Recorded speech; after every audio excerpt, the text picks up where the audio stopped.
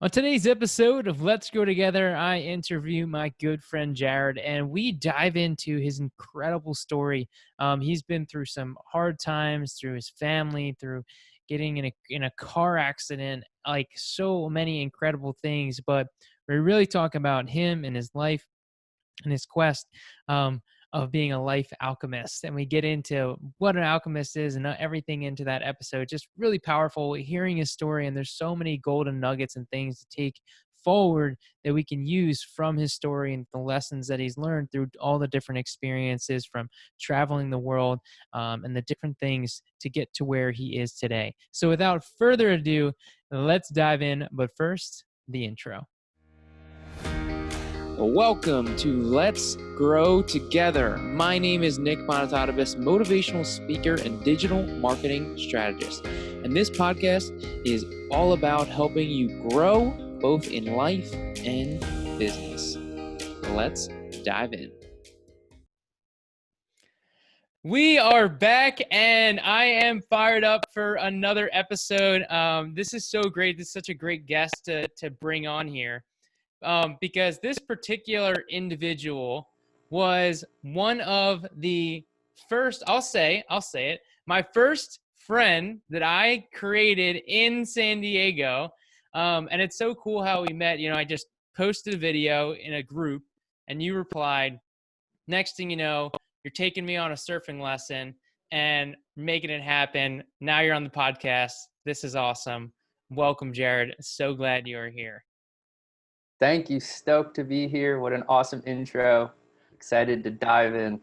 Love it. Awesome. So real quick, tell us a little bit about who you are and what you do and who you serve. Right on. Well, like you said, my name is Jared Schuster. I go by many different titles. I'm a world traveler. I'm a surfer, a yogi, a chef. Some people call me a hippie. I'm a speaker, an entrepreneur, a life coach, and a life alchemist. I'm the founder of Sparks of Consciousness Life Alchemy Coaching. I provide courses and coaching for people who are suffering burnout, need direction, feeling blocked in their life, looking to attract more success, are knowing there's something more out there for them, or are just ready to unveil their inner alchemist that exists inside each and every one of us. Love it. Alchemist. What do you mean by alchemist? Like, what's your definition of an alchemist?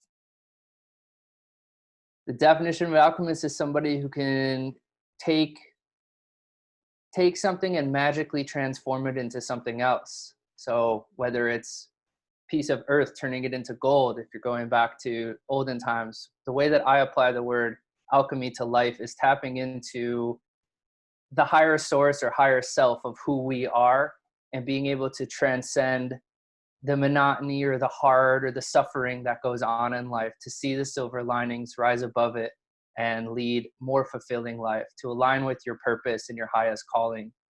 That to me is the epitome of what a life alchemist is somebody who wakes up to the realization that we are here to support and serve one another.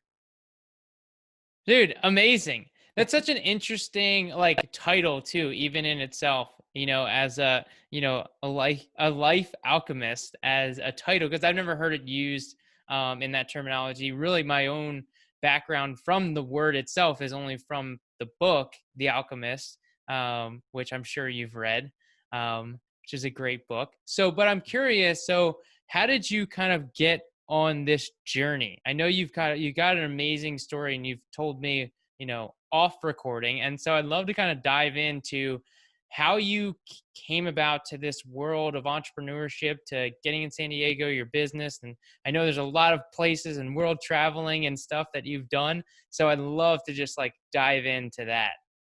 Sure. Yeah. Let's see how I can condense this down, because it is quite the journey. I would say that my journey started when I was about 6 years old. I lost my father to the AIDS virus. That was the first pandemic that my family had to live through.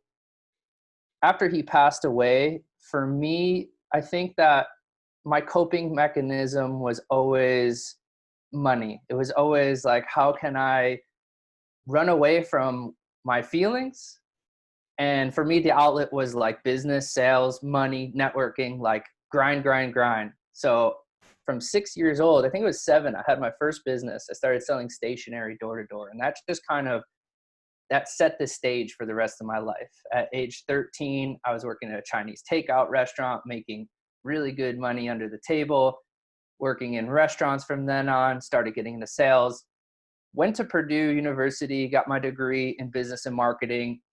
Everything I had done prior was like, that's who I am. I'm here to sell. I'm here to make money. That is what is going to make me happy in life. That is success. So when I graduated from Purdue, it was in the height of the recession and there really were no jobs. So I started interviewing. I had a really good background and a lot of good connections that I had made through my time there. So I started interviewing my junior year. And by the time senior year came around, I had my pick of 5 different companies to go work for. All of them really didn't seem right within me. And the last organization that I interviewed with flew me out to California. Born and raised Chicago, Purdue's in Indiana. So I had never experienced the West Coast. I always knew I wanted more of an outdoor lifestyle. And I always thought that was Colorado because that's in my mind where our country ended. I had never been more west of Colorado up until that point in my life. So I got off the airplane and I knew nothing about the company really, nothing about the job. And I was like, holy cow, the mountains, the ocean, the sun. Wow, I've arrived. So I went through the interview process. It was with an education startup and I decided to take the job with them once they offered it to me.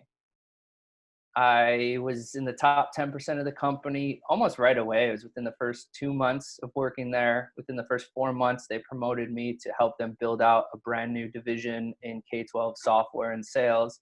And then at month 9, I hit burnout. And it was just this moment of like, is this all there is? Is this what I've worked so hard for? All the schooling, all the hustling, all the chasing money, to show up every day, put in all this time for somebody else's dream, for an organization I just truly wasn't passionate about. And so around month 9, I heard a calling that I had to go. It was time to leave that business. It got me to California. I was so grateful for that. I had started to learn to surf. I tell people that surfing is the reason I quit my career job. The day that I caught my first wave, I was like, whoa, I need to do this every day. Like this provides me with more joy than I've ever experienced. I've never connected with nature in this way before. It's like, how can I do this every day? And so I found myself being led to work at a high-end sushi restaurant in Malibu, California. And that was a really pivotal job in my life, as every day I was networking with our world's rich and famous. And this is what I dreamed my entire life, to be in this community of being surrounded by the wealthy and the luxury. And over time, I started to see the complete opposite. And it's like looking back, I'm so grateful for the experience, but I started not being so attracted to that life. I started to see how if you're not mindful with your money, I could see the darkness that can come with it, and how that isn't the answer. Of some of these people who had everything on the outside were so disconnected on the inside. Many marriages or kids not talking to them. Maybe on the outside they looked like they had money, but serious debt, whatever it may be. So I worked there for a while, and I started feeling I started getting sick. I started taking on a lot of what was going on within that environment and absorbing a lot of those issues. And I was in my early 20s at the time, bartending, serving. I say your bartender is like your therapist, and a 20-year-old being a therapist / bartender to very wealthy people was a lot of weight on my shoulders. And there came a point where I just felt like I needed to step away for a minute. And it wasn't about quitting or leaving that. It was like, what should I do? And I just started putting it out there. And I started hearing it's time to travel. It's time to go explore the world. So I went to my employer and I said, I'm going to take 3 months. I need to take 3 months off to regroup. And so they granted to me. I said, you have a job when you come back. So I took 3 months off and I went to Europe, and I did a pretty amazing but typical 20-something-year-old European trip. Just backpacking, staying in hostels, partying every night, new city every 2 days. Coolest time of my life. I returned back to the job. I was feeling good, but I started seeing myself fall back into the patterns that turned me off to begin with. And so I went back to them and I expressed, like, I need to take more time. I need to get away again. They said, okay, you can leave and you'll have a job when you come back. Thank you. How awesome. This trip, I decided I was going to take 6 months. I didn't have much of an agenda. I knew I wanted to go. I was going to start in Thailand, and eventually I wanted to end up in Indonesia and, of course, check out the surf. So I went to Thailand, rocked my world, such a special, magical place. I spent about 2 months there. Then I went to Indonesia and did kind of the endless summer trip of just surfing lots of waves. I was teaching surf over there for a while. And then on Christmas Day, I was looking at a world map and I was like, where do I want to go next? And it was looking at me right in the face. The only place that I saw on the map was India. And I was like, whoa, I'm this close to India? Like, okay. And India is a big trip, I feel. It's a total culture shock. It's backwards from anything that's going on here in the States. And so I finagled my way to get the visa. Took some time, but I got the visa to get to India, and I booked myself into a 30-day, 200-hour yoga teacher training. The teacher training transformed my life. It was very challenging doing all this work. It was, 12, 15 hours a day of study and practice in the Indian sun. And then when that completed, I spent probably a month and a half traveling around India, just seeing sacred sites, connecting with the most amazing people, eating the best food of my entire life. And I was convinced I was ready to return to the States to become a teacher, to share all these tools I had just gained from my travels. I was like, I am so ready to give this gift back to the world. And the way I tell the story, I speak about the universe. And for anybody who's listening, you can replace the universe with God, if that sounds better, or spirit. For me, it's universal energy. And so when I look back on that story, it's like the universe had something very different in store for me. I wasn't meant to come back to teach right away. It wasn't my journey. And so I came back to the States, and I came back to the restaurant, and I was back for 2 weeks, and I was driving home from work, and I was hit head on. I was in a collision, and it broke both of my legs and left me for about a year stuck in my bed to just sit with myself. My surfing was gone. Walking was gone. Hiking was gone. Everything I'd loved. There was no work to do. It was just me. And that's where my yoga training came into play. It's like those tools I needed to get to prepare me for that time of isolation, the time of self-reflection, the time to go within.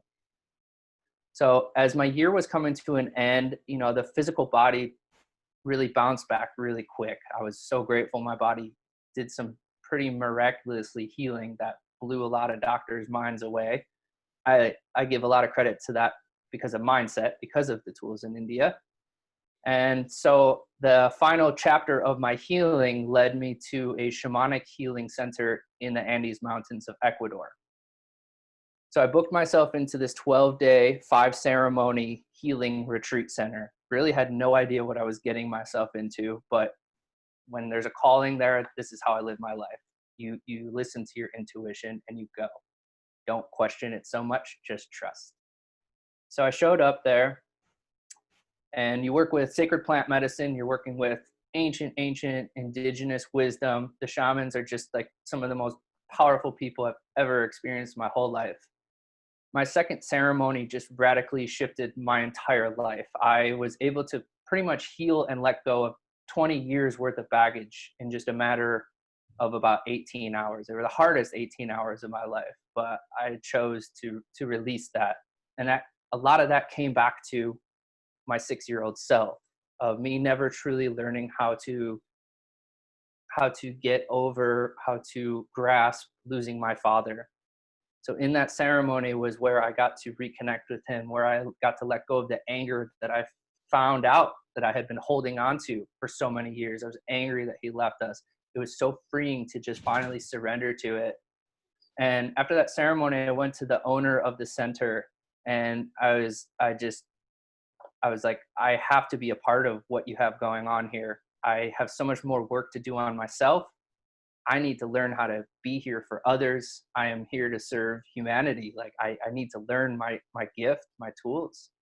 So she said, come back in 3 months and I'll have a spot for you on staff. So I went back to Los Angeles and I sold everything I owned. I packed a 44-liter backpack. I went back to Europe to kill some time. So I worked at a surf hostel in Portugal for a while. My sister's in Spain. I visited her, traveled all around Europe. And then I started a year in Ecuador. 6 months of it was managing this healing center, learning how to hold space for over 200 people, every ailment, every disease, everything that can hold somebody back.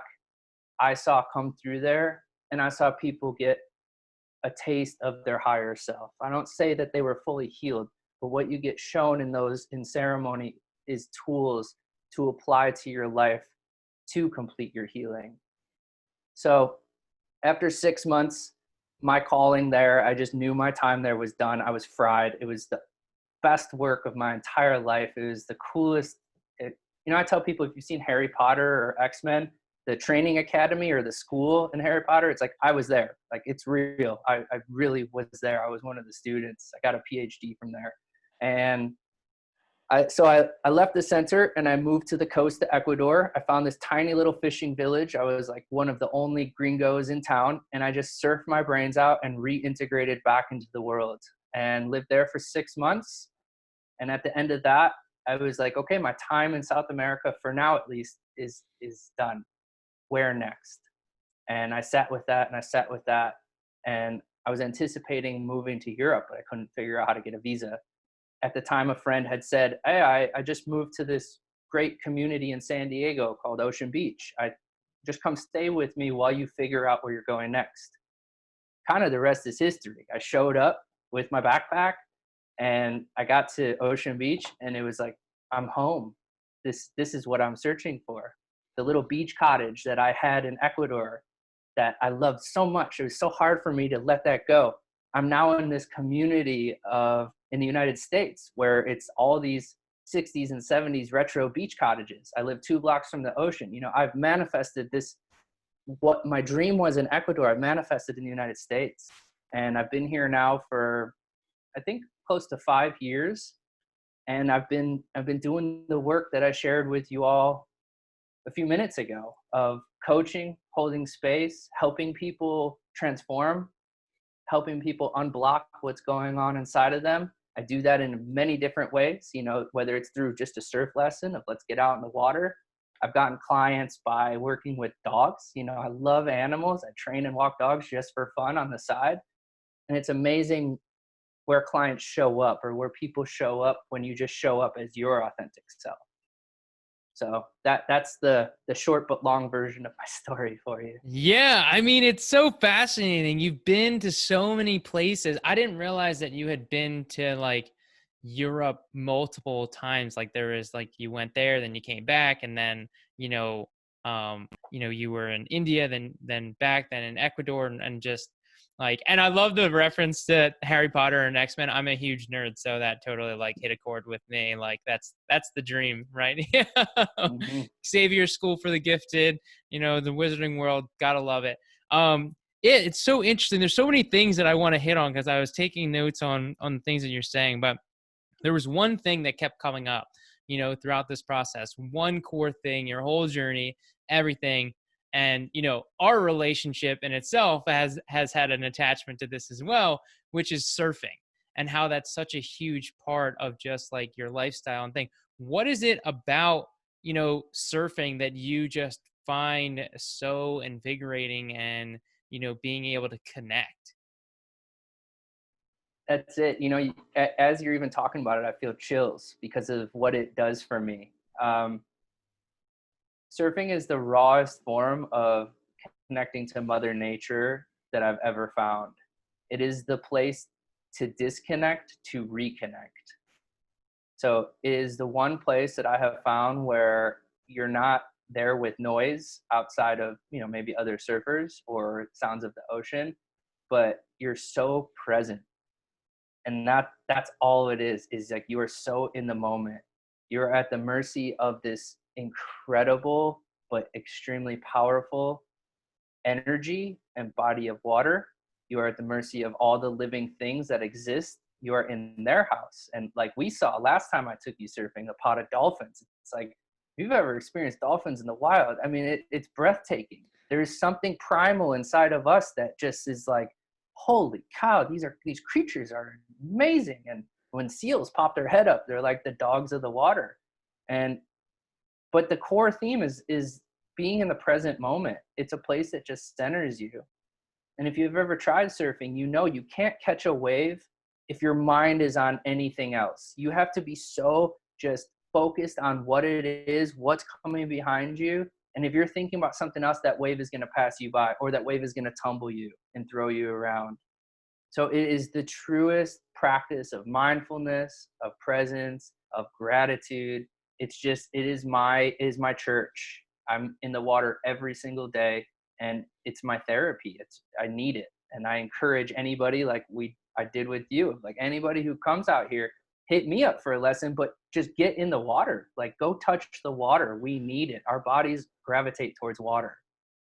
Yeah, and there are like studies that there's a certain release that happens in the body when just being around running water, and what it can do, like ions in the. Well, I don't know all the science behind it, but it's fascinating. And it was so cool when you and I went. I remember because it was so funny. You know, we're sitting on the board, and you know, you're like, "Oh, did you see that?" I was like, "Oh no." And you know, like it was a dolphin. I'm like, I was so mad I missed it. And then next thing you know, before we know it, we're just like surrounded by dolphins. Like, you know, we could have reached out and touched them. They were like so close to us. That was like so incredible. But it's just like what you said. I think one of the most important things about, you know, what you mentioned in being so focused, you know, in order to catch a wave when you're out there, how present you need to be. And I think there's so many underlying truths to all of that in just life in general, and how we need to be present in order to get the things that we're after. Like, how important is being present, not only in surfing, but also in life? Mhm. Absolutely.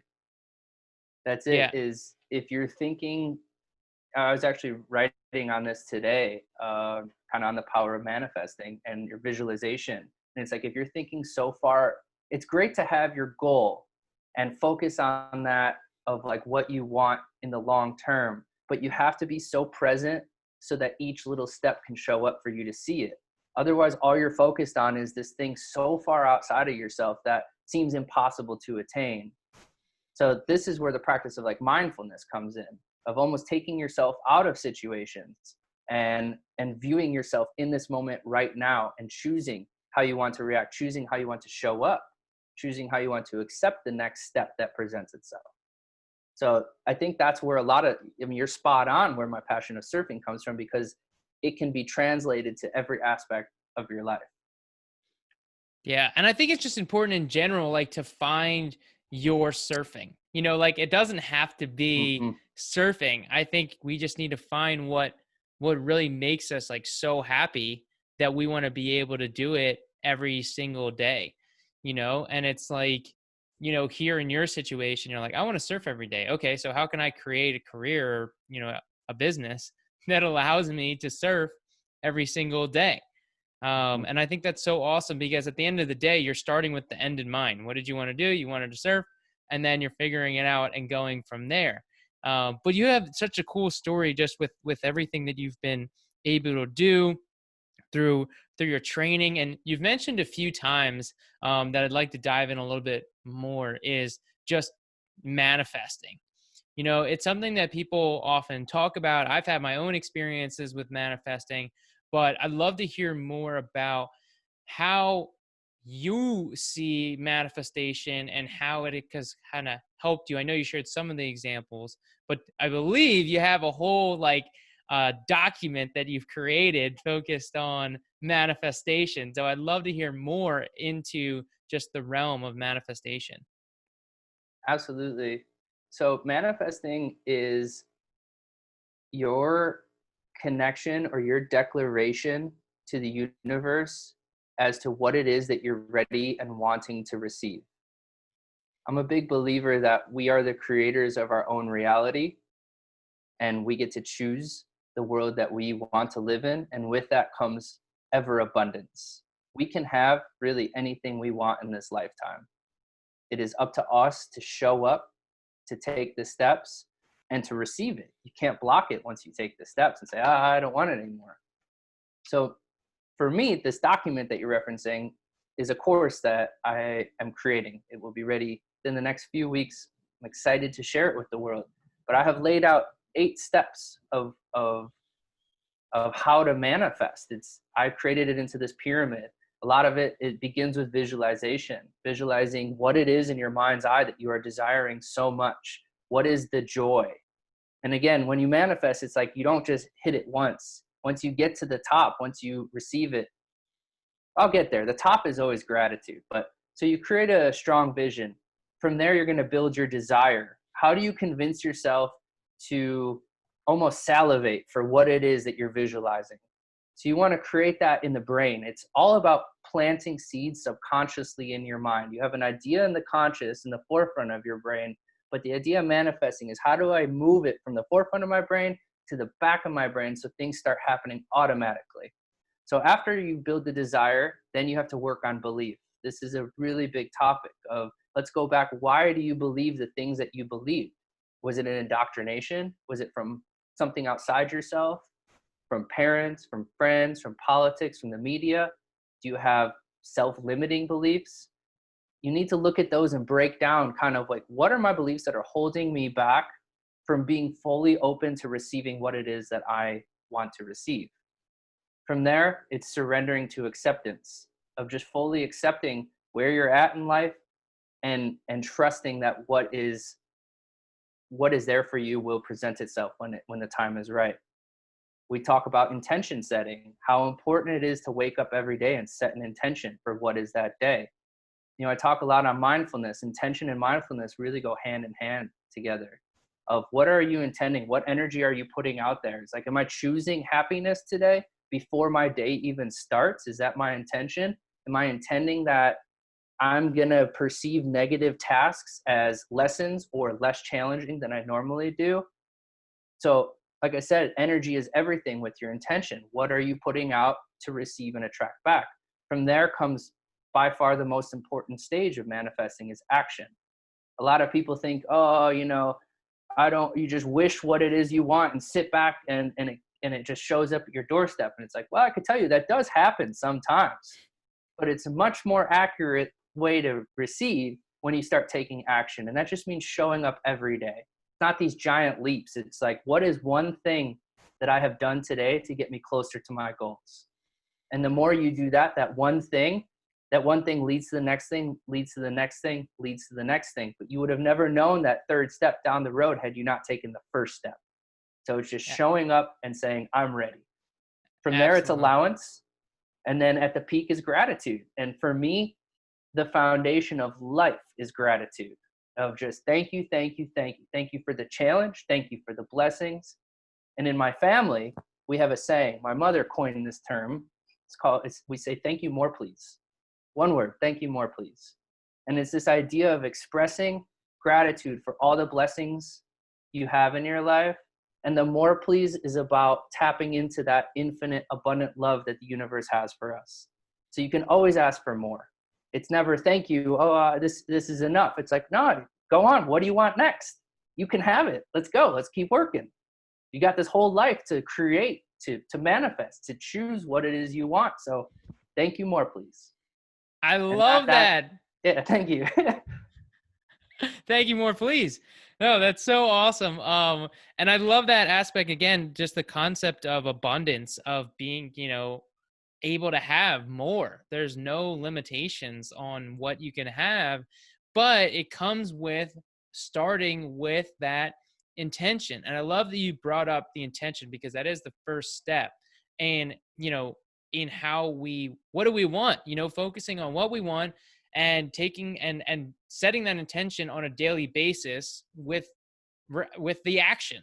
So I'm curious in regards to like habits and routines, And how do you kind of set the intention for your goals in general, and also just like for the day to set yourself up for success? I think meditation is a big part of what sets me up for success every day. It centers me and grounds me, and then it's surf. So those two, or my meditation of the day is surf. So it's having a practice first thing in the morning before we go on autopilot of just the routine. Do something to wake your body up, do something to wake your mind up before you start going into the nitty-gritty details of what you need to do each day. I think that the biggest question I ask myself every day, every afternoon, and every night, so what we talked on is like, what is one thing that I did today to get me closer to my goals? At lunchtime, am I doing it? Have I done it? Am I going to? And at nighttime, what was the one thing that I did today to get me closer to my goals? How did that one thing feel? And what is one thing that I can start thinking about for tomorrow that will now get me closer to my goals? Love it. Yeah, it's we do what we think about. We take actions on the things and setting the intention, and this isn't necessarily an easy habit, but the idea is if you really want something, then you need to make the time to be thinking about it on a regular consistent basis. At least once a day. I love that you mentioned, in the morning and in the afternoon, at night, because you're really keeping it that much, top of mind. And that's how we prioritize what it is that we really want. I know when I wanted to move to San Diego, I mean, a full year, it was like all I thought about. It was hard for me to think about anything else because it was just, I mean, I wrote about it every single day. I thought about it every single day. I talked to people about it every single day. It was just such a huge thing for me to want to do. And the idea is, what do you want? And then you can make it happen. Like that's it's a beautiful thing, I mean, even just looking at your journey and being able to travel as much as you were able to do. The fact you were able to ask, the company and was like, "Hey, can I just take some time off?" Like that thought that may not even cross some people's head to even like be willing to ask that question. And I think that's a huge thing to consider also is ask. Not like ask people, ask the universe, what is it that you want? And just be willing to put it out there and ask. Absolutely. And the more you ask and not keep things bottled up, the more the answers show up instantly. And regarding asking for time off from an organization, that is a very kind of gray area to address. And I know it evokes a lot of emotion within people because it's like, I get my 2 weeks a year. I've worked so hard for that. If I ask them, what will they think? But I also encourage people, it's like, we all get one shot at this life. And when you go and ask for something like that, I mean, there's ways to phrase it. And I definitely didn't just say, I want to take 3 months. It was, I need to take some time off to grow myself so that I can come back and show up and be a better, more dedicated employee for you. When you present it in terms, something like that, something authentically speaking from your heart, the answer, it doesn't matter what their answer is. Let the answer come from within you of how they respond. And so, like I said, we get one shot at this life. If you're being called to travel, there's going to be jobs. It's like we all have stuff, but prioritize what is going to bring you the most joy and the most growth in your life. We all need to start doing that more instead of this deferred life of I will travel when I have X amount of money or after I've accrued this much time or whatever. If there is this burning desire for you to move across the country, there's a reason for that. It's not for nothing. I say that all the time. Nothing is for nothing. So just by showing up, just by doing the move, you're seeing how all these other pieces are coming into place to help you, help your business, help your life, help you grow. And it's like, you can't just stay stuck and stagnant in these boxes that we put ourselves in. Yeah, and I think travel is such a big thing because we do limit ourselves. I mean, the world has changed, with everything that's happened with COVID. I mean, you'd be shocked. Yes, you can't really travel like certain places, like can't really go out of the country right now. But, I saw someone post something recently and was like, "Oh, I wish I was like in Miami." And it's like, well, technically, like you can get there, like if depending on what your job is or creating the resources around that. I mean, a lot of people are working remote. Most people are working remote. So like, all right, you don't want to fly, drive, but people just, they find these excuses, they find these limiting, beliefs, or they come up with these stories of why they can't do this, why they can't travel, where it's like, if you really want to do it, you'll figure out a way to make it happen. you know, Yeah. there are so many different ways. We live in such an amazing world filled with so many opportunities. And even though, it's easy to say, oh, well, COVID, there's no jobs, or it's hard to get business, or it's hard to start a business. It's like, that's your belief, you know, but there's tons of people out there right now that are traveling the world, starting businesses, they're thriving, you know, it it's up to you to decide, and I know I love you mentioned that too, is like decide. You need to decide, because when you choose, when you realize you have that choice, it can make all the world and the difference in getting to where you want to go. And it may present somewhere you didn't think you could get or wanted to go. New ideas will come in. And the person that's out there who wants to go to Miami and is coming up with all the excuses, I say just get out of your zip code. Just go somewhere else.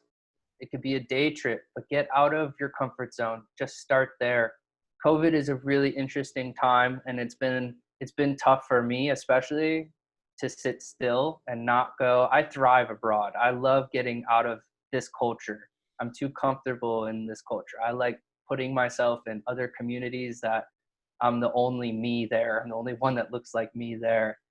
But I also feel that COVID, this is the time to dream, and not dream that you'll never have it. It's the time to dream as in visualize. This is the beginning foundation of what you want to manifest.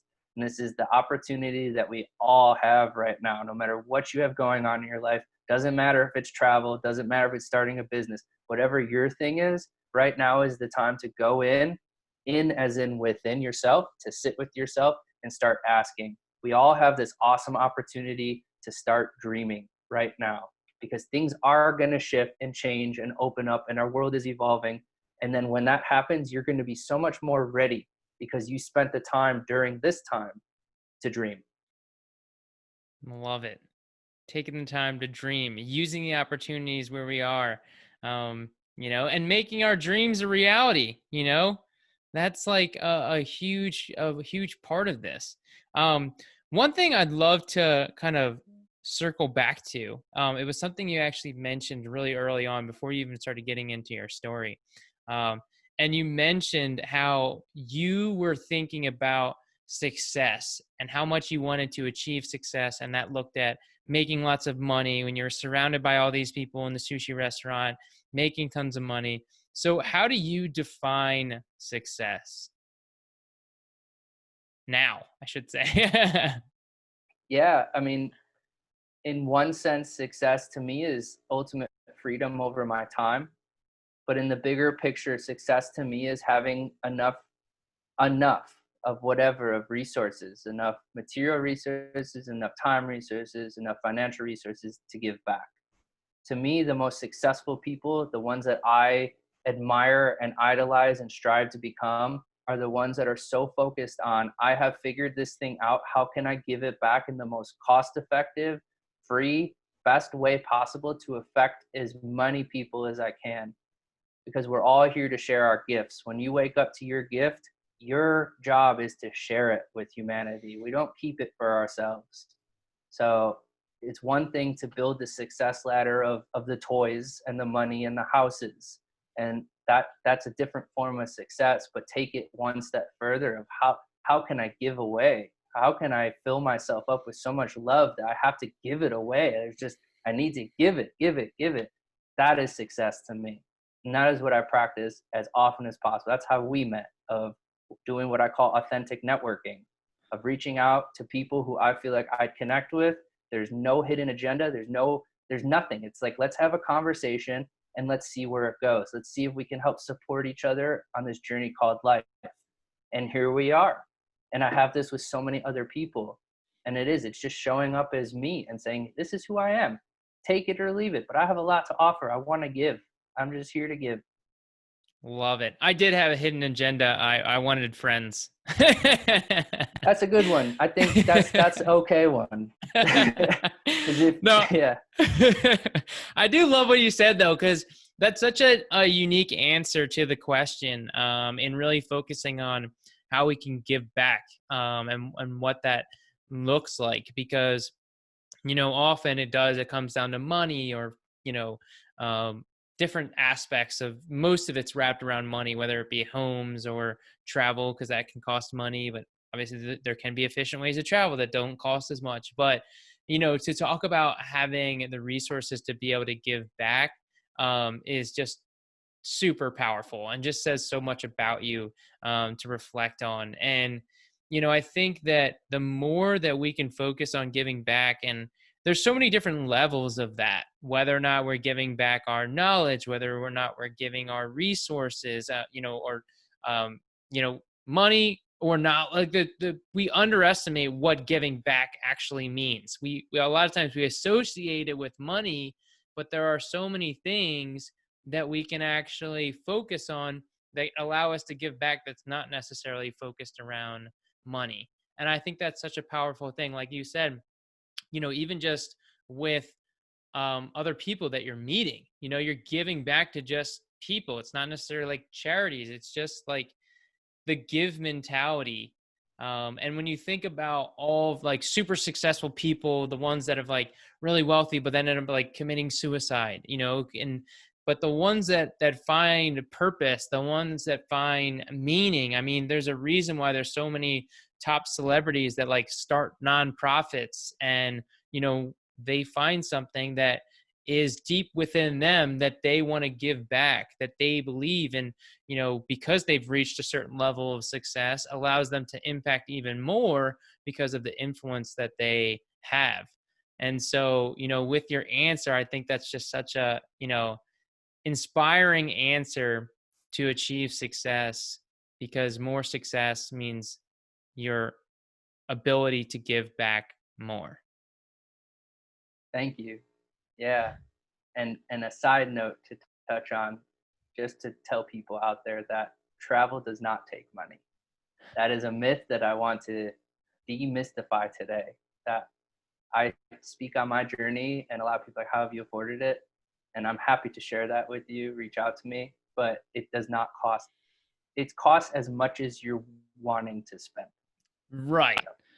And that's the thing. Most people, I'm sure, like myself, when I want to travel, like I want to be somewhat living it up, That's yeah. like, I've worked on farms. I've slept on benches, but I mean, it's choice.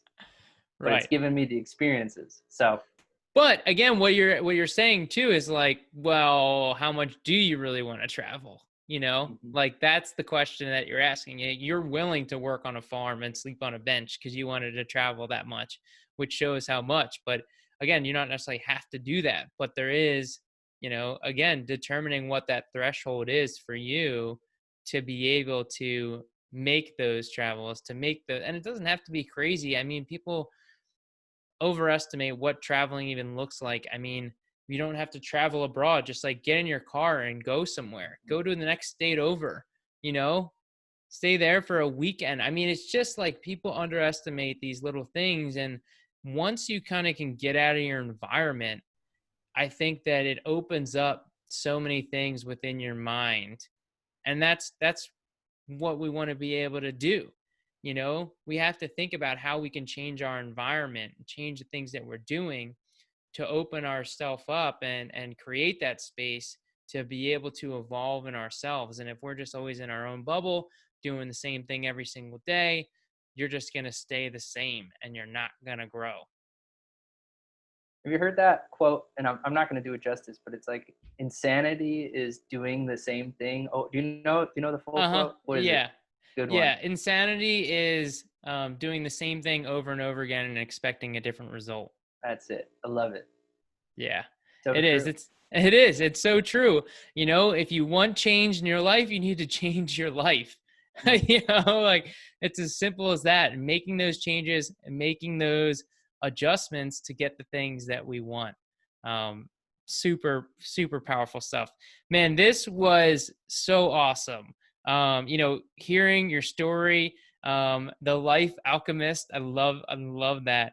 Talking about your whole journey. I appreciate you opening up about your dad and your story, and just like how you've been able to kind of overcome those struggles through your travels, and being able to bring up those things that were there that you didn't even realize were there. We talked about manifestation and the power of that, really being able to focus on the intention, taking action with that intention, thinking about the things that we want, focusing on those goals, visualizing what we want, taking the action. Thank you, more, please. Love that. That's so awesome. Nothing is for nothing. I love that quote too. I wrote that down. I think that's such a powerful thing to think about. It's like things happen for a reason.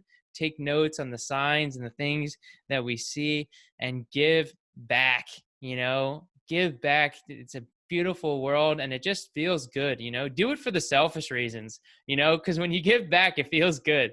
So if it's nothing else, do it for yourself, because it feels amazing to just give back, whether it be money or your time. But your time is so much better than money. It's just such a different experience when you're actually feet on the ground, doing the work, seeing the people that you're impacting is super, super powerful. And so with that, I would love to ask you this. Do you have one book recommendation that you absolutely love, that you just always recommend to other people to read? It's so hard to narrow it down to one, just because I dabble in the business world and I dabble in the spiritual world so much. You can do I one of think, each if you prefer, yeah, or three. That seems to be the magic number, because I feel like I should probably just start with that as my question, as three, because a lot of people are like, I'll give you three. And I'm like, okay. So if you want to give more than one, that's cool too. okay, first one in the category of just starting to think outside the box in terms of work. The 4-Hour Work Week radically shifted my life. I read that when I was like 18, and that was like, wait, we can live a different life than what we're being taught. So shout out Tim Ferriss, awesome book. In terms of the spiritual world, I mean, there's so many awesome books to read. I recently read one called The Diamond Cutter. That was so cool. It really blended um, Tibetan Buddhism with running a modern day business, of how to navigate that space. That was pretty kick-ass. Just the theory of how they work in these concepts where we think of monks and removal from society, but it's like we can apply these principles to our everyday and still have the success that we dream of. In terms of straight kind of business new age thought, Napoleon Hill is the OG of all this kind of work. So Think and Grow Rich is good. The one that I've been studying for like it's taken me over 2 years to get through it, is The Law of Success. It's like Think and Grow Rich on steroids. It's like 1,000 pages of just mindset and how to do it. So books by Dale Carnegie, How to Win Friends, Influence People. I'm rattling off a bunch now, but there's so much out there. Just start picking up books, start reading. There's so much knowledge in books, in reading, and I believe it's getting so underrated, unfortunately. So Yeah, I mean, it's all about the environment and the world that you live, and the people that you engage with. I find more and more in the circles that I surround myself with, reading has just become such a normal part of my discussions and talks that mhm. I have with these new people that I surrounding myself with. It's a beautiful thing, that this podcast itself, that question is so easily asked, because the guests that I bring on, reading is such an important part. And it's such a cool world, especially coming from someone like myself who hated reading. I never thought that I would want to read. And now all I want to do is like find new books, hear about new things, talk about books that I read with other people that have also read it. It's just such a fascinating world, and there's so much knowledge out there. for you to get your hands on and read and just like make yourself think differently so that we can continue to just grow and work on ourselves. It's just a beautiful thing. Absolutely. I never thought that as a kid, that I'd be talking about books I read. I was same as you. I didn't read my first book cover to cover until I was like 17 years old. It's always Yeah. Cliff Notes and Spark Notes getting through school. I hated it, but now it's like it is probably the best resource of knowledge and growth is reading. Absolutely. I did the same thing. Don't tell my senior year English teacher that I did my entire term paper on a movie instead of the actual book. That's why they Got- made the movie. Apparently it was different. I didn't get caught, but what are you gonna do? But yeah, now it's like, I love it. It's an amazing thing. But this was awesome. Jared, thank you so much for your time. It was just so incredible hearing more about your story. And if there was one lesson I think to take hold of this too is like, it's time to surf. Where do you live? Make it happen. I'm looking forward to you and I getting out there on the waves again real soon. So I'll be in touch with you in regards to that. So thank you again for your time. Greatly appreciate you. And I will talk to you soon. Thanks, Nick. This was awesome. Awesome. And thank you, all you amazing listeners, for joining us today. Get out there, make it happen, and remember, let's keep growing together. Wait, one more thing. I would first like to say thank you. Thank you for listening. And if you enjoyed this message, please take a moment to write a review. By writing a review, it helps people find this message and helps me help more people. And if you really, really liked it and you think this message could help someone else, take a screenshot, share it on Instagram, and please tag me at Nick J. Boni, NickJBoni, so I can show my appreciation for you. We can all win by helping each other grow. Thank you. Take care, and I'll talk to you soon.